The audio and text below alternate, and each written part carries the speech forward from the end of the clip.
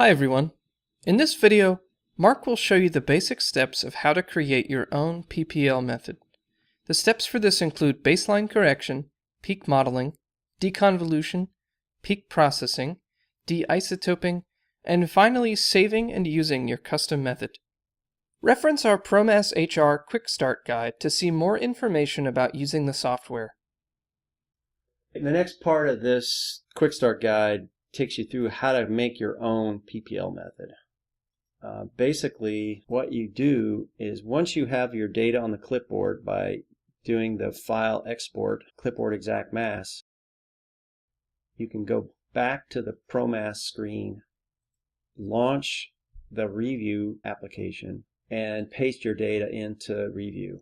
So what this is going to do is it's going to allow you to make your own custom PPL method. And one of the cool things about this software is it basically is guiding you through the various steps that you need to perform to make a method. The first thing it's going to do is correct the baseline and the data. And this is set to automatically correct the baseline, so all you got to do is hit the next button. And then it's going to try to create a peak model for your data. So it's going to take the peak shape inherent with the instrument and it's going to generate a data model. And if you're happy with these settings, you can click Next. The next step here is to deconvolve the data. Now the deconvolution here is not really charge deconvolution at this point, it's actually peak deconvolution. So it's going to take our model and it's going to compare it with the data and it's going to generate a deconvolution. So for this degree of fit, generally I select a value of 2, and this is printed in the guide, but I found that to be a more forgiving number. And I want to use the whole spectrum, so I want to say no to this. So again, you can just step through this and say next. And at this point, I have my resultant spectra that are ready to be de-isotoped, but I can still select a noise threshold. And that's what this select peaks option does. And we generally use something like 2 and 95%. And then at this point now we're ready to do de-isotoping. So I just say OK. And then this is kind of one of the critical things. One of the things about the PPL de-isotoping is it needs to know the charge range that it's going to be dealing with. Unlike ProMass, you tell it a mass range and then it figures out what the charges can be based on your input and output range.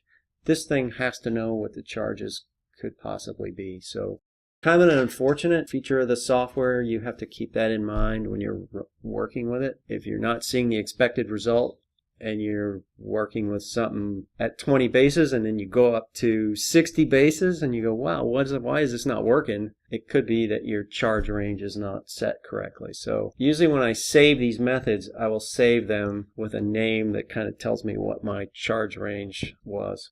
Some of the other things here, you have to tick this box if it's negative ion data. And then there's also, like, when it does the de-isotoping, it uses different information based on what you select here. Like, how does it determine the de-isotoped mass? Does it use the first peak, or does it use the first 2 peaks, or does it use all peaks? And my general rule of thumb is if you have a reasonably intense C12 peak, which would be the lightest peak in your range, then I will use first peak only. As you get longer and longer oligos, I would use one of these 2 options because it could be that your C12 peak is really, really small. So on longer oligos, you may want to even use the all peaks function. Let's try the first 2. Once you have this the way you like it, then what you do is you can save this method. So what you do is you come up here and you say export method. And I'll just call it blah. And I'll call it Z1 through 25. That's what I like to do. And now once you have that method, you can use it over and over again. So then you just go back over here to the PPL tab. I can select it.